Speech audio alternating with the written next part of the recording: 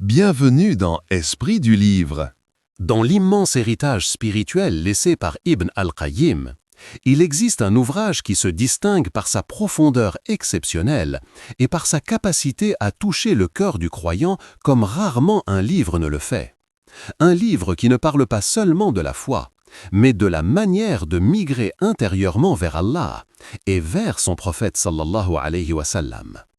Un ouvrage qui révèle, avec une précision presque chirurgicale, les secrets de l'âme, ses maladies, ses mensonges, ses illusions, mais aussi sa force, sa lumière et le chemin qui permet de la libérer.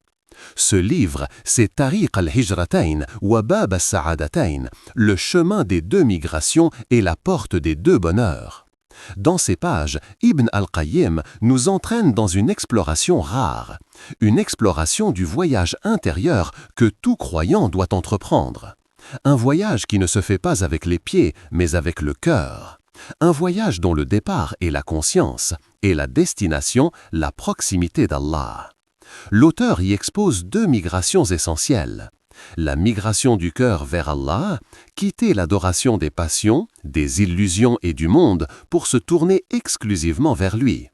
La migration vers le messager d'Allah sallallahu alayhi wa sallam, quitter les doctrines, les habitudes et les voies humaines pour se conformer à sa guidance parfaite. C'est un livre qui parle de transformation, de lutte intérieure, de certitude, de sincérité, de discipline et de lucidité. Un livre qui n'a rien de théorique, chaque page est un miroir qui révèle l'état réel du cœur. Si Talbis Iblis a touché votre public par sa force, Tariq al-Hijratayn touchera leur cœur par sa profondeur. C'est une œuvre qui change la perception de la vie, du monde, de soi-même.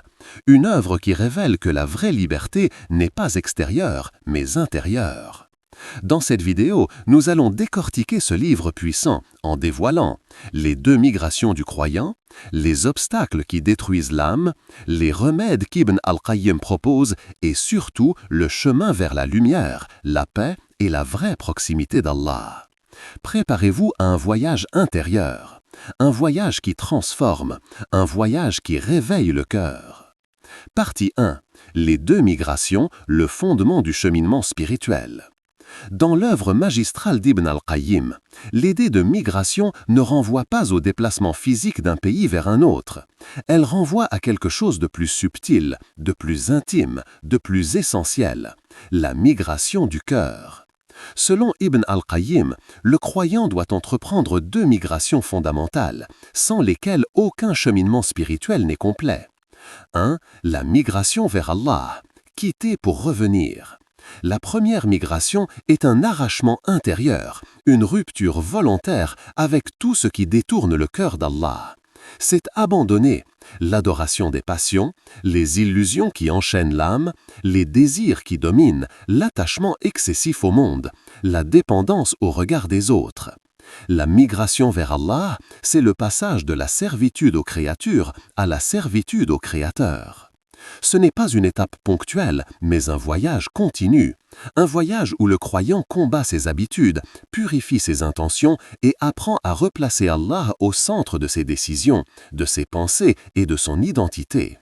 Ibn al-Qayyim explique que cette migration est la raison d'être du croyant et qu'elle demande deux choses. L'amour sincère d'Allah, la recherche constante de sa satisfaction. Sans ces deux forces, le cœur reste immobile. Avec elle, il se met en marche. 2. La migration vers le messager, sallallahu alayhi wa sallam, se conformer, pas seulement croire. La deuxième migration consiste à quitter toutes les voies humaines, toutes les doctrines, toutes les innovations pour se tourner vers la guidance parfaite du prophète sallallahu alayhi wa sallam. Beaucoup disent suivre le prophète. Peu suivre réellement sa méthode, sa vision, sa discipline, sa manière de vivre, sa manière de purifier l'âme, sa manière d'adorer Allah. Ibn al-Qayyim rappelle que la foi véritable ne se limite pas au sentiment intérieur. Elle nécessite l'imitation consciente du messager sallallahu alayhi wa sallam.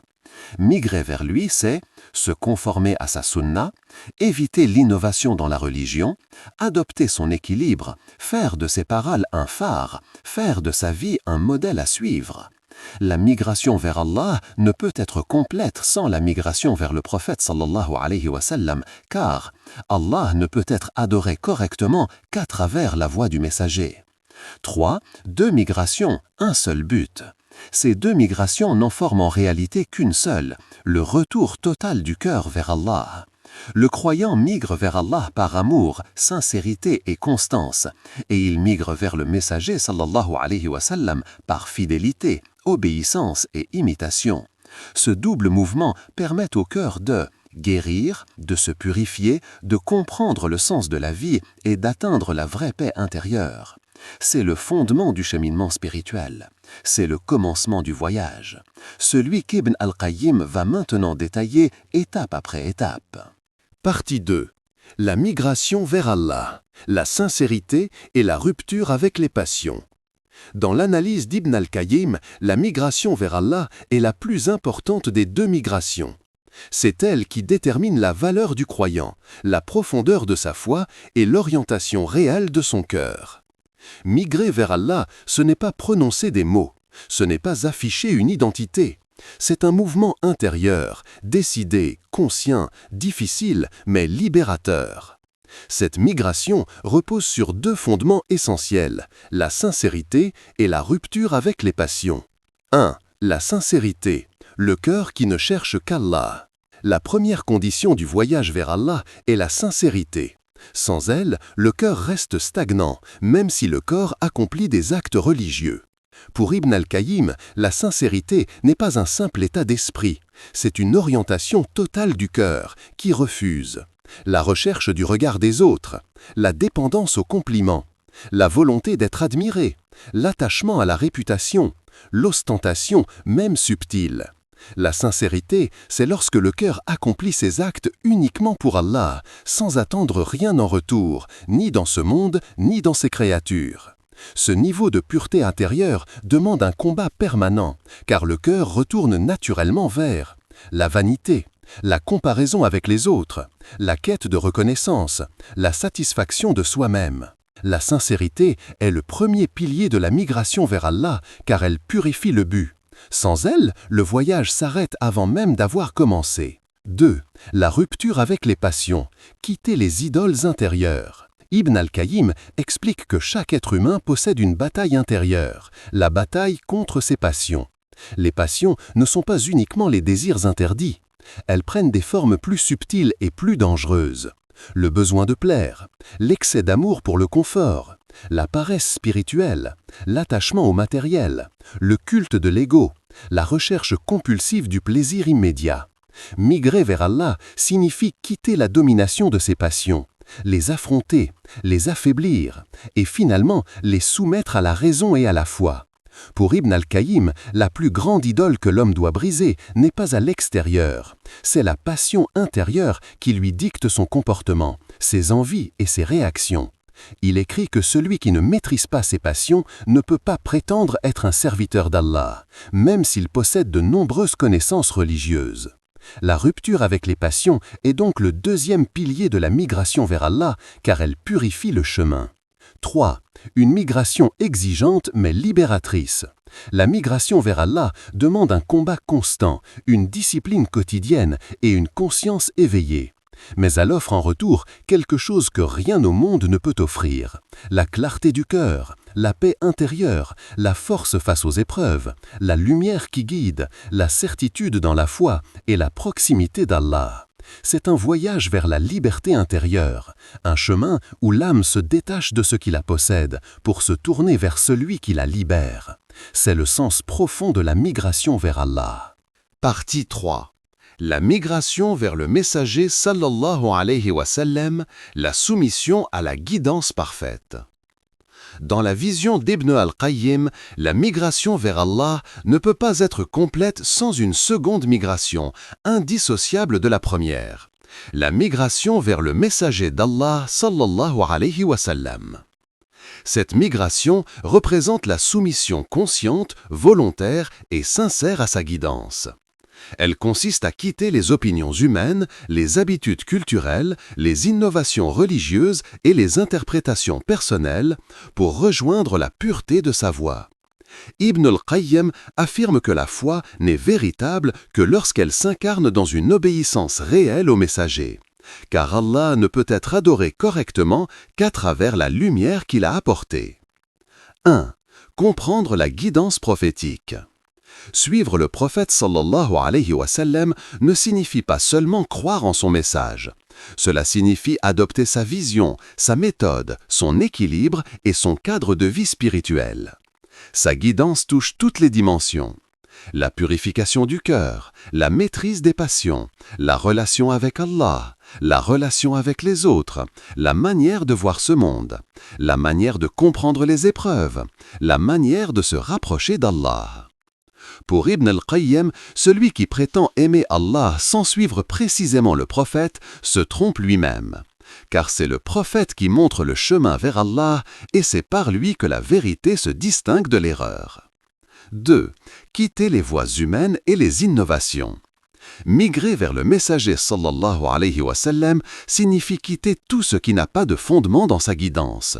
Cela implique de ne pas inventer dans la religion ce qu'il n'a pas enseigné, de ne pas modifier ce qu'il a transmis, de ne pas suivre aveuglément les coutumes du peuple, de ne pas se laisser influencer par les tendances ou les modes spirituels, de ne pas placer la parole d'un savant ou d'un groupe au-dessus de la sienne. Ibn al-Qayyim insiste sur un point central.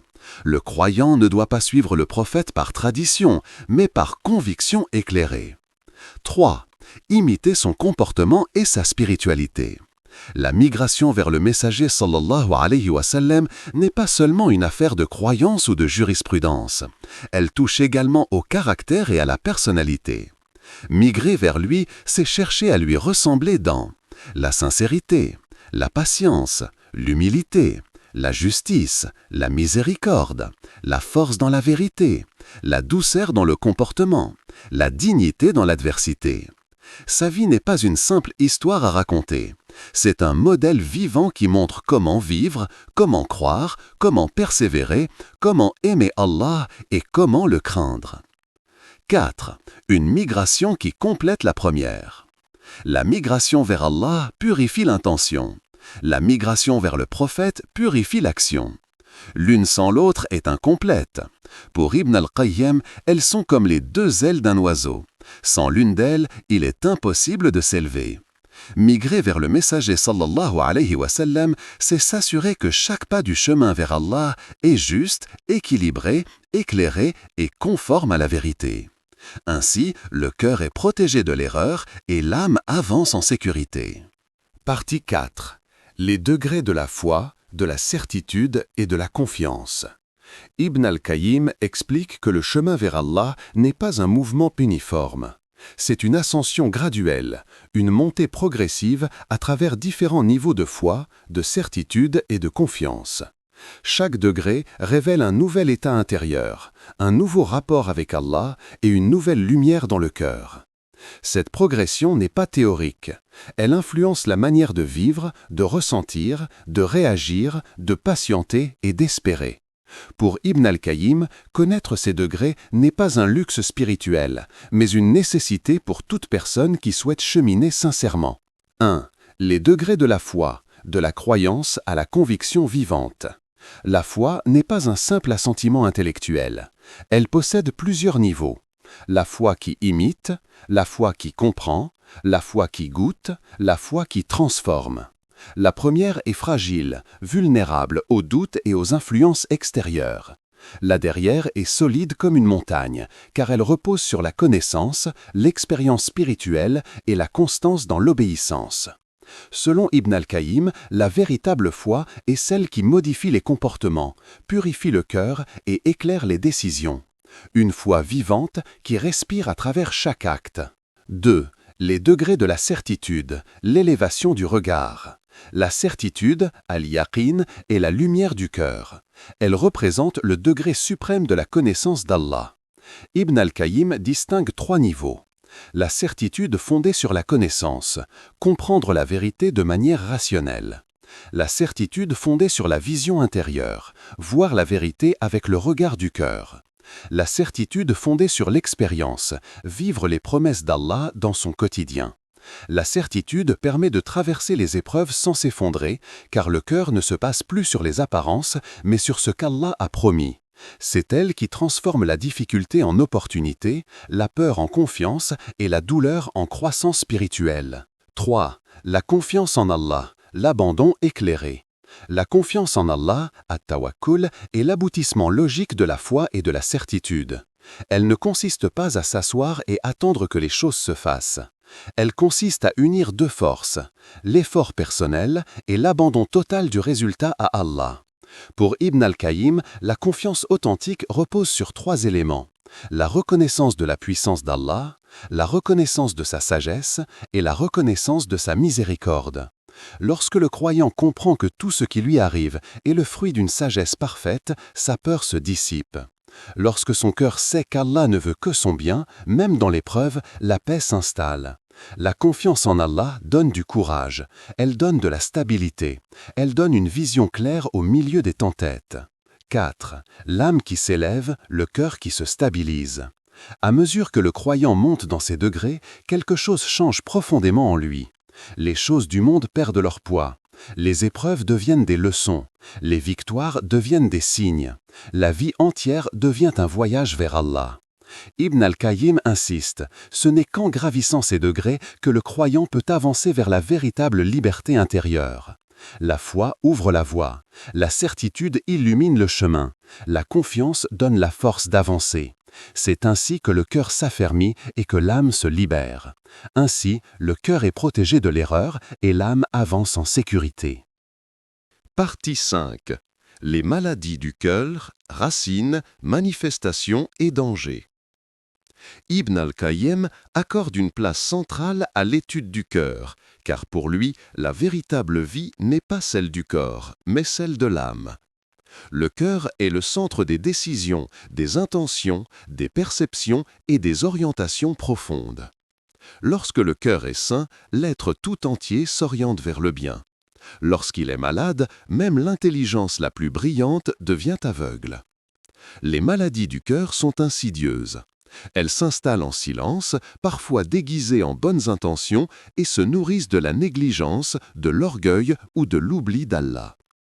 Ibn al-Qayyim les analyse avec une précision rare, montrant leurs racines, leurs signes et leurs conséquences. 1. L'ostentation et la recherche du regard des autres. L'une des maladies les plus dangereuses est l'ostentation. Elle consiste à agir pour être vu, pour être admiré ou pour gagner l'estime des gens. Cette maladie détruit la sincérité et annule la récompense des actes. Ibn al-Qayyim explique qu'elle transforme les œuvres en coquilles vides, sans vie, sans lumière. Il souligne que cette maladie peut se manifester subtilement, par le désir d'être reconnu comme pieux, par la recherche de compliments, par la satisfaction intérieure lorsque les gens nous louent. Le remède est de se rappeler constamment que la valeur d'un acte ne dépend que du regard d'Allah et que le cœur doit s'habituer à agir dans la discrétion. 2. L'arrogance, la fermeture du cœur. L'arrogance est une maladie qui ferme les portes de la guidance. Celui qui est arrogant ne peut ni apprendre ni reconnaître ses erreurs. Pour Ibn al-Qayyim, l'arrogance peut se manifester de 3 manières. L'orgueil face à Allah, l'orgueil face aux gens ou l'orgueil face à la vérité. Le plus dangereux est le 3e, car il prive le cœur de la lumière.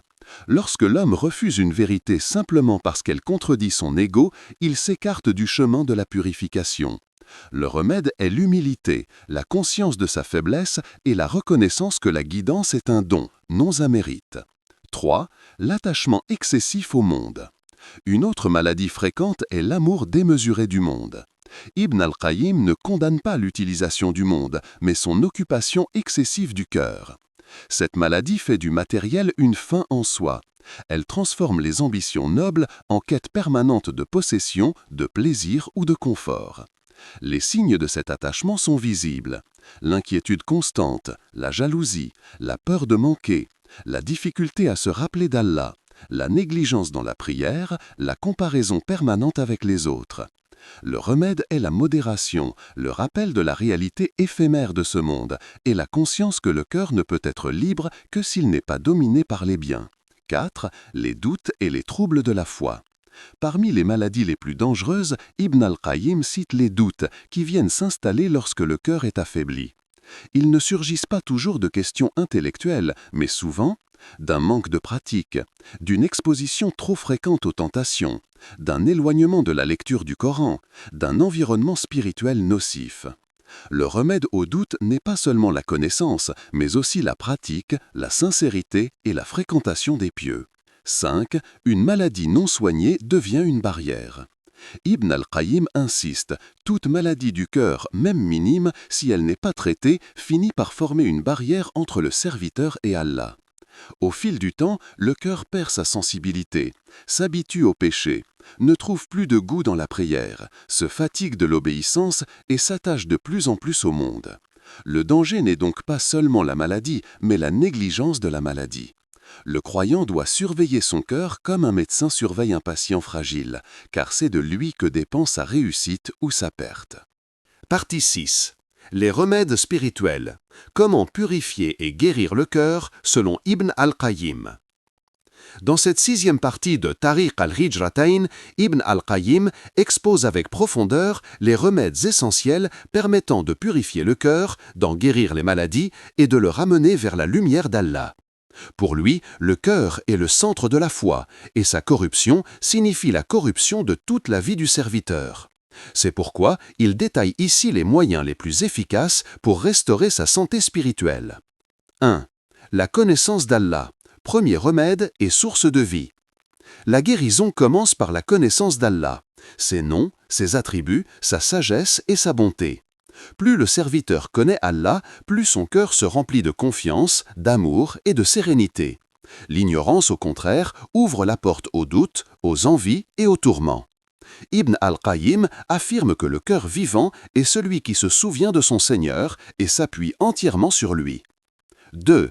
Le rappel constant, dhikr, nourriture du cœur. Le dhikr est décrit comme la nourriture quotidienne du cœur. Sans lui, l'âme s'affaiblit, tout comme un corps privé de nourriture. Le dhikr chasse les pensées néfastes, apaise les angoisses et renforce l'espérance. Parmi les formes de dhikr les plus efficaces, l'invocation du nom divin, la répétition de formules de glorification, la méditation des versets du Coran, la prière sur le prophète. 3. Le Coran, guérison, lumière et stabilité. Pour Ibn al-Qayyim, le Coran est le remède absolu, capable de guérir les maladies visibles et invisibles. Il distingue 3 niveaux: lire avec la langue, comprendre avec l'intellect, goûter avec le cœur. Plus le croyant médite le sens des versets, plus il trouve la guérison de ses doutes, de ses peurs, de ses passions et de ses habitudes nocives. 4. Le repentir sincère, purifié avant de remplir. Le cœur ne peut pas être rempli de lumière avant d'être vidé de ses impuretés. Le repentir est donc une étape obligatoire. Un repentir sincère repose sur l'abandon du péché, le regret authentique, la résolution ferme de ne pas y retourner. Ibn al-Qayyim insiste sur un point. Le repentir n'est pas seulement un acte ponctuel, mais un état permanent du croyant. 5. L'éloignement des causes du mal, se protéger pour guérir. Le cœur ne peut guérir si les portes du mal restent ouvertes. Il faut donc éviter les regards illicites, maîtriser la parole, s'entourer de bonnes fréquentations, limiter les sources de tentation, préserver la solitude du cœur avec Allah. La purification n'est pas seulement un acte intérieur, c'est une discipline quotidienne. 6. La patience, pilier de la guérison intérieure. La patience est un remède central. Elle se manifeste dans la patience dans l'obéissance, la patience face aux épreuves, la patience pour s'éloigner des péchés. La guérison du cœur exige constance, résistance et endurance. Celui qui s'impatiente retombe, tandis que celui qui persévère s'élève. 9. La fréquentation des pieux, l'influence qui transforme. Le cœur est extrêmement influençable. Ibn al-Qayyim rappelle que la fréquentation détermine la direction du cœur. La compagnie des pieux éveille la conscience, renforce la foi et protège des tentations. À l'inverse, les fréquentations toxiques éteignent la lumière intérieure. 10. L'invocation. Dua, arme du croyant et clé de la guérison. L'invocation est, selon Ibn al-Qayyim, l'un des remèdes les plus puissants. Elle unit la faiblesse du serviteur et la puissance d'Allah. Le cœur malade doit continuellement demander la guidance, la purification et la protection. 11. La sincérité et la présence du cœur, condition de l'efficacité. Aucun remède ne peut réellement agir sans sincérité. L'action mécanique ne transforme pas le cœur. Ibn al-Qayyim insiste, la présence du cœur dans l'adoration est la clé de toute guérison. Partie 7. Les fruits de la purification, force, lumière et transformation du cœur. Dans cette 7e partie, Ibn al-Qayyim montre ce que produit réellement la purification intérieure. Après avoir expliqué les remèdes et les moyens de guérir le cœur, il dévoile les résultats concrets qui apparaissent dans la vie du serviteur, une force nouvelle, une clarté spirituelle, une stabilité émotionnelle et un lien plus profond avec Allah. C'est la partie qui décrit le cœur transformé, ses signes et ses lumières. 1. La force intérieure naît de la sincérité. Lorsque le cœur est purifié, il devient capable d'affronter les épreuves, de résister aux tentations et de se maintenir dans l'obéissance.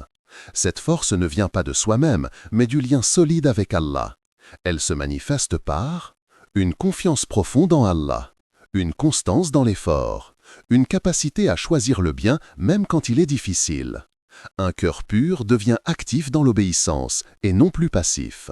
2. La lumière du discernement. Voir la vérité telle qu'elle est.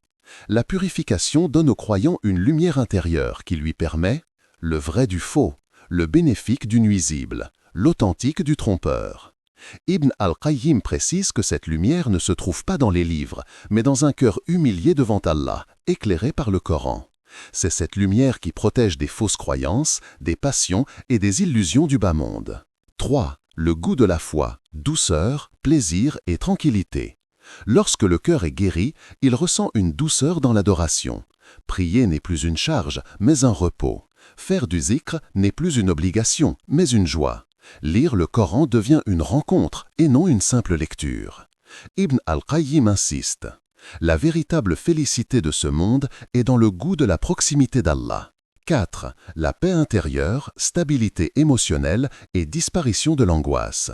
Le cœur purifié cesse d'être agité par les peurs, les regrets, les colères et les envies. Il trouve une tranquillité profonde, fondée sur la confiance totale en la sagesse d'Allah. Cette paix intérieure se manifeste par moins d'inquiétude, moins de jalousie, moins de stress, plus d'acceptation et de gratitude. Le cœur devient un espace stable et lumineux. 5. Le détachement du bas monde, vivre sans être prisonnier. Purifier le cœur ne signifie pas abandonner la vie matérielle, mais ne plus en être dépendant. Le serviteur utilise les biens sans en être esclave. Il travaille, commerce, construit, mais son cœur reste libre. Ce détachement produit plus de générosité, moins d'orgueil, un regard plus lucide sur la réalité, une meilleure concentration dans l'adoration. 6. La proximité avec Allah, le plus grand fruit de la purification. C'est l'objectif ultime. Un cœur purifié ressent la présence d'Allah dans ses actes, ses pensées, ses choix, ses prières. Il se sent accompagné, guidé, protégé. La proximité se traduit par une invocation plus exaucée, une foi plus solide, une dépendance plus sincère à Allah, une joie profonde dans les actes d'adoration. C'est ici que la hijra atteint son sommet, le serviteur revient complètement vers son Seigneur. 7. La mission du croyant, influencer le monde par son caractère. Ibn al-Qayyim explique que le cœur purifié laisse une trace autour de lui. Le croyant devient une source de paix, de sagesse, de rappel, de bonté. Son comportement devient un appel silencieux vers Allah. Son visage rayonne de tranquillité, sa présence inspire. C'est ainsi que les prophètes et les pieux réformaient les sociétés par la lumière de leur cœur. Partie 8. Conclusion et essence du chemin vers Allah.